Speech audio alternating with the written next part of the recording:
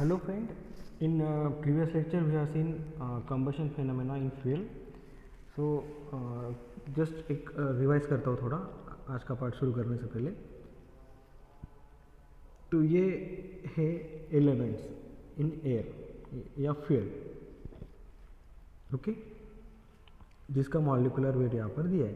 Hydrogen का molecular weight 2, oxygen का molecular weight 32, nitrogen का मॉलिक्यूलर वेट 28, कार्बन का मॉलिक्यूलर वेट 12 और वाटर का मॉलिक्यूलर वेट 18। तो ये हमें आगे लगने वाले हैं, इसलिए मैंने फिर से आपको बताया। तो कल हमने देखा कि how hydrogen combustion of hydrogen takes place.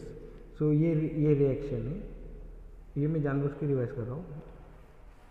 हमारे पास हाइड्रोजन का अगर एक मॉलिक्यूल लेते O2 तो ये बनेगा H2 और रिएक्शन बैलेंस करने के लिए, ठीक है, मतलब दो हाइड्रोजन के मॉलिक्यूल एक ऑक्सीजन के मॉलिक्यूल के साथ रिएक्शन में भाग लेंगे और दो स्टीम या वाटर के मॉलिक्यूल बनाएंगे, ठीक है। तो इसका मतलब क्या है कि दो हाइड्रोजन मॉलिक्यूल को बर्न करने के लिए एक ऑक्सीजन का मॉलिक्यूल चाहिए, जो दोनों मिलाकर फिर दो वाटर के मॉलिक्यूल बना देगा, ठीक है। इसको अगर हमें मास में कन्वर्ट करना है तो देखिए ये रिएक्शन में आगे ऊपर लिखता हूँ। जैसे कहा था हमने 2H2 प्लस O2 2H2, यहाँ पर दो मॉलिक्यूल है, एक मॉलिक्यूल का वेट कितना है 2, मतलब 2 × 2 प्लस यहाँ पर ऑक्सीजन का एक ही मॉलिक्यूल है, उसका वेट कितना है 32, ओके। ये 2 × 16 क्या है, ये दो एक मॉलिक्यूल में दो आइटम है और एटॉमिक वेट 16 है, इसलिए 2 × 16 आप मॉलिक्यूलर वेट 32 ले सकते हैं, ठीक है। 2 × 16 क्या और 32 क्या, एक ही है, 2 × 18, तो मतलब 4 kg हाइड्रोजन को बर्न करने के लिए 32 kg ऑक्सीजन चाहिए, तब वो 36 kg वाटर बनाएंगे, ठीक है। तो 1 kg के लिए 4 से डिवाइड कर दो, 1 kg हाइड्रोजन को बर्न करने के लिए हमें लगेंगे 8 kg कार्बन, ठीक है। तभी वो कम्प्लीटली बर्न होगा, कम्प्लीटली बर्न होगा तभी हम उसकी पूरी हीट यूटिलाइज कर पाएंगे, ठीक है। अगर नाइट्रोजन भी हम कंसिडर करते तो ये आएगा ये। Similarly how combustion of carbon takes place, ये भी हमने कर देखा, उसका फॉर्मूला है C+O2। अब ये देखिए यहाँ पर कंप्लीट कंबशन हो रहा है, इसीलिए CO2 एज अ प्रोडक्ट मिल रहा है हमें। अगर ये इनकम्प्लीट कंबशन होता है, मतलब कार्बन को बर्न करने के लिए जितना ऑक्सीजन लगता है, अगर उतना ऑक्सीजन हम सप्लाई नहीं करते तो वो इनकम्प्लीट कंबशन होगा और उस केस में हमें CO2 की जगह पे CO मिलेगा। कब, जब ये O2 इनसफिशिएंट होगा to burn this carbon, okay. If this is a complete combustion means O2 required for combustion is sufficient to burn this carbon, then we will get CO2, okay. तो अब देखिए हम इसका वेट में भी convert करेंगे। Carbon का molecular weight कितना है 12,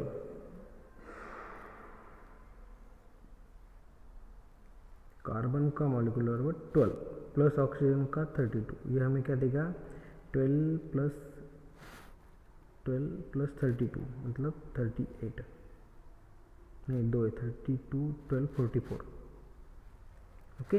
मतलब 12 kg कार्बन हमें बर्न करना है तो हमें 32 kg ऑक्सीजन चाहिए, जो 44 kg कार्बन डाइऑक्साइड बाहर छोड़ेगा। मतलब 1 kg के लिए कितना, फिर 1 kg कार्बन बर्न करने के लिए 32/12, तो इसको हम सिंप्लीफाई कर सकते हैं 8/3, मतलब 1 kg अगर कार्बन है तो उसके बर्न करने के लिए हमें 8/3 kg ऑक्सीजन चाहिए, जो बनेगा 11.3 kg CO2, ठीक है। ये ध्यान में रखिए, 1 kg कार्बन को बर्न करने के लिए 8/3 kg ऑक्सीजन चाहिए। अगर 8/3 kg ऑक्सीजन है 1 kg कार्बन बर्न करने के लिए, तो ही इसका कंप्लीट कंबशन होगा और हमें 11/3 kg CO2 मिलेगा। अगर 1 kg कार्बन बर्न करने के लिए इससे कम ऑक्सीजन अगर हम सप्लाई करते हैं तो हमें CO2 नहीं मिलेगा, हमें CO मिलेगा, कार्बन मोनोऑक्साइड, क्योंकि वहाँ पर कंबशन कंप्लीट नहीं हो रहा है, इनकम्प्लीट कंबशन हो रहा है, जो आज हमारे पार्ट का डिस्कशन का पार्ट है। क्लियर? देखिए यहाँ पर इनकम्प्लीट कंबशन क्यों हो रहा है, क्योंकि this O2 is not sufficient to burn this carbon. जो सपोज 1 kg के लिए हमें 2.66 kg ऑक्सीजन चाहिए तो ही CO2 बनेगा, लेकिन 1 kg कार्बन है और हमने 1.5 kg ऑक्सीजन सप्लाई किया तो पूरा कार्बन बर्न नहीं कर पाता है, इसीलिए वहाँ पर इनकम्प्लीट कंबशन होता है। और due to this incomplete combustion instead of carbon dioxide carbon monoxide वहाँ पर प्रोड्यूस होता है, जो कि ज़्यादा हैजर्डस है, more hazardous to our environment and health. ठीक है? और दूसरी चीज़, जितनी हीट हमें यूटिलाइज करनी है वो हम यूटिलाइज नहीं कर पाएंगे, क्योंकि वो कंबशन आधा ही हो रहा है। So today we will see theoretical air and excess air. So what is theoretical air? Theoretical air मतलब जितना ऑक्सीजन कंबशन के लिए चाहिए उतना ऑक्सीजन होना is nothing but theoretical air. मतलब अगर 1 kg फ्यूल को बर्न करने के लिए फॉर एग्जांपल 10 kg एयर चाहिए, इसका मतलब क्या है? मतलब परफेक्ट 10 kg चाहिए, 10 kg से कम रहा तो इनकम्प्लीट होगा, ज़्यादा रहा तो एक्सेस होगा, तो ये 10 kg क्या हो गए? Theoretical air for this 1 kg fuel. मतलब कंबशन के लिए जितना ऑक्सीजन चाहिए उतना ऑक्सीजन कंटेंट वाली एयर को हम थेरोटिकल एयर कहेंगे। Okay, by definition how we can define this? The minimum amount of air that supplies sufficient oxygen for complete combustion of all the carbon, hydrogen and any other element in the fuel that may oxidize is called theoretical air. Simply, minimum amount of air that supplied sufficient oxygen for complete combustion of all the carbon, hydrogen and other things, it is called theoretical air. उससे अगर कम air रही, theoretical से कम air रही, इसका मतलब क्या है कि वहाँ पर सफिशिएंट अमाउंट ऑफ ऑक्सीजन नहीं है जो कार्बन और हाइड्रोजन को बर्न करेगा, तो वहाँ पर कंप्लीट कंबशन नहीं होगा, वहाँ पर पोल्यूशन तो होगा ही, लेकिन साथ ही साथ उस फ्यूल को हम जितनी इफ़िशिएंटली यूज़ कर सकते थे उतनी इफ़िशिएंटली नहीं कर सकेंगे। फॉर एग्जांपल, अगर हमने कोल लिया, 1 kg कोल लिया, 1 kg कोल बर्न करने के लिए सपोज हमें फॉर एग्जांपल लेता हूँ, this is not true figure, for example 18 kg oxygen चाहिए। ओके, तभी ये हमें कितनी देगा? फॉर एग्जांपल 35,000 किलो जूल पर kg। 1 kg कोल को अगर हमने कम्प्लीटली अच्छे से बर्न किया तो हमें 35,000 किलो जूल पर kg हीट मिलेगी, उसके लिए हमें 18 kg ऑक्सीजन लगेगा। ठीक है, लेकिन अगर हमने 1 kg फ्यूल लिया और यहाँ पर हमने 10 kg ही ऑक्सीजन सप्लाई किया तो क्या होगा? पूरा कोल बर्न नहीं हो पाएगा, तो उससे क्या होगा? हमें ये 35,000 मिलेगा क्या? नहीं, हमें फॉर एग्जांपल यहाँ पर 25,000 किलो जूल पर kg हीट मिलेगी। मतलब हमारा हीट में भी लॉस हो रहा है, ऊपर से पोल्यूटेंट कार्बन मोनोऑक्साइड जैसे हार्मफुल पोल्यूटेंट भी प्रोड्यूस हो रहे हैं। ओके, क्यों? Just because of not having sufficient amount of oxygen in the air to completely burn this 1 kg of coal. Okay, तो ये जितना ऑक्सीजन चाहिए अगर उतना ऑक्सीजन हम सप्लाई करेंगे तो उस एयर को हम कहेंगे थेरोटिकल एयर। ओके, या उसे स्टाइक्रोमेट्रिक भी एयर भी कहते हैं। समझ में आ गया? देखिए यहाँ पर अभी मीथेन का एग्जांपल लिया है, methane CH4 plus 2 CO2 plus ये नाइट्रोजन वगैरह, तो after combustion what we get? CO2 plus 2H2O plus nitrogen किसी के साथ भी कंबशन में पार्ट नहीं लेगा तो एज इट इज़ अलग रहेगा वो। तो हमें क्या मिलेगा? मीथेन बर्न करके कार्बन डाइऑक्साइड का एक मॉलिक्यूल और वाटर वेपर के 2 मॉलिक्यूल। ठीक है, समझ में आ गया? अब देखिए स्टाइकोमेट्रिक एयर फ्यूल का रेशो क्या रहता है? स्टाइकोमेट्रिक एयर फ्यूल रेशो मतलब कि जितना बर्न होने के लिए चाहिए उतना ऑक्सीजन हम उसको सप्लाई कर रहे हैं। ओके, उस ऑक्सीजन का और फ्यूल का ratio is nothing but stoichiometric air fuel ratio. So stoichiometric mixture of air and fuel is one that contain just sufficient oxygen for complete combustion of the fuel. Okay, अब air fuel ratio मतलब air to fuel ratio, air का कितना part है, fuel का कितना, इसका ratio. Okay, अब अपने पेट्रोल डीजल करते हैं तो 14.5 उसका स्टाइकोमेट्रिक रेशो रहता है, बराबर। मतलब 1 kg अगर हम फ्यूल लेते हैं तो हमें 14.5 kg ऑक्सीजन एयर लगेगी, जिसमें सफिशिएंट अमाउंट ऑफ ऑक्सीजन होगा this to burn this 1 kg of fuel. तो इसे कहेंगे हम फॉर एग्जांपल 14 को stoichiometric ratio for diesel. Okay, अगर ये रेशो कम है, इसका मतलब यहाँ पर एयर का परसेंटेज कम है।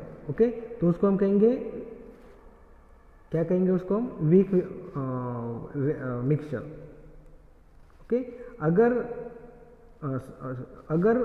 सॉरी उसको हम कहेंगे रिच मिक्सचर। अगर उसमें रिच मिक्सचर किस में बोलेंगे, जिसमें एयर का पार्ट कम है और फ्यूल का पार्ट ज़्यादा है, तो वो होगा रिच मिक्सचर। अगर एयर का पार्ट ज़्यादा है और फ्यूल कम है तो उसका मतलब होगा वीक मिक्सचर। ओके, रिच और वीक मिक्सचर आपको क्या है, आपने आईसीएमई में पढ़ा होगा, ठीक है। तो स्टाइकोमेट्रिक एयर फ्यूल रेशो मतलब just it is ratio of air to fuel, लेकिन एयर कौन सी, which contain sufficient amount of oxygen to burn all the fuels, ठीक है। अब एक्सेस एयर नाम की एक टर्म है। एक्सेस एयर मतलब अगर हमें 12 kg ऑक्सीजन चाहिए तो हमें क्या करना पड़ेगा, जनरली 23% बाय पर एयर में ऑक्सीजन रहता है। ओके, तो जिसका 23% 12 होगा उतनी एयर हमें भेजनी पड़ेगी, बराबर। मतलब 12 kg फॉर एग्जांपल 12 kg हमें भेजना है, तो 12 kg उस एयर में एज ए 23% होनी चाहिए, उसको हम कहेंगे थ्योरेटिकल एयर। ओके, लेकिन ये हम मतलब इतना माइन्यूट लेवल पे तो मेजर नहीं कर सकते, इसलिए हम एक्सेस एयर भेजते हैं। एक्सेस एयर में क्या होता है, सपोज हमें 50 kg एयर चाहिए होती, तो हम 50 kg के बजाय 60 kg भेजेंगे। हमने 10 kg एयर एक्सेस भेजा, क्यों, ताकि वो ऑक्सीजन कम ना हो पाए। ऑक्सीजन अगर ज़्यादा रहा तो जिस ऑक्सीजन को जितना सफिशिएंट ऑक्सीजन है वो फ्यूल के साथ बर्न होगा, जो फ्यूल के साथ बर्न नहीं होगा वो एज इट इज रिएक्शन में मिल जाएगा। ओके, तो एक्सेस एयर मतलब जनरली हम 150% रिक्वायरमेंट से एयर ज़्यादा भेजते हैं, मतलब 1.5 टाइम्स जितनी रिक्वायरमेंट है उससे ज़्यादा हम एयर भेजेंगे, उसे कहेंगे एक्सेस एयर, ठीक है। एक्सेस एयर में क्या होता है, जितनी हमें रिक्वायरमेंट है एयर की उससे ज़्यादा एयर हम सप्लाई करते हैं ताकि ऑक्सीजन कम ना हो जाए। अगर ऑक्सीजन लेवल ज़्यादा भी है तो वो ऑक्सीजन, जितना ऑक्सीजन को रिएक्शन में पार्ट लेना है वो लेगा, बाकी का एज इट इज़ बाकी रिएक्शन में आपको दिखने को मिलेगा। क्लियर। तो ये हो गया हमारा आज का पार्ट, स्टाइकोमेट्रिक एयर या theoretical air and excess air. Okay, theoretical air क्या रहती है, the air which contain sufficient amount of oxygen to complete combustion of all the elements in the fuel like carbon, hydrogen, any other thing. Okay, fuel में जो भी element है carbon, hydrogen, उनको completely burn करने के लिए जितना oxygen लगेगा वो उतना ऑक्सीजन उस एयर में प्रेजेंट है, उसे हम कहेंगे थ्योरेटिकल एयर। क्लियर। जितना ऑक्सीजन फ्यूल को कंप्लीटली बर्न करने के लिए लगता है उतना ऑक्सीजन उस एयर में प्रेजेंट है, उस एयर को हम कहेंगे थ्योरेटिकल एयर। ओके, ठीक है। और एक्सेस एयर मतलब मोर देन रिक्वायरमेंट एयर हम सप्लाई करते उसे कहते हैं एक्सेस एयर। और थ्योरेटिकल एयर को हम स्टाइकोमेट्रिक एयर भी कह सकते हैं। स्टाइकोमेट्रिक एयर फ्यूल मतलब मैंने आपको बताया, फिर भी रिवाइज करता हूँ, ये mass of fuel and mass of air. इस मास ऑफ फ्यूल को कंप्लीटली बर्न करने के लिए जितना ऑक्सीजन लगता है उतना ऑक्सीजन उस एयर में होना चाहिए, इसे कहते हैं stoichiometric air fuel ratio. Okay, air का परसेंटेज कम हो गया मतलब ऑटोमेटिकली फ्यूल का बढ़ गया, तो इसे हम रिच मिक्सचर भी कहेंगे। So how we get rich mixture, fuel या तो फ्यूल ऐड करो या फिर एयर निकालो, विच वो आपको देगा रिच मिक्सचर। अगर हमने एयर का परसेंटेज बढ़ाया दिया इस रेशो में तो आपको मिलेगा वीक मिक्सचर।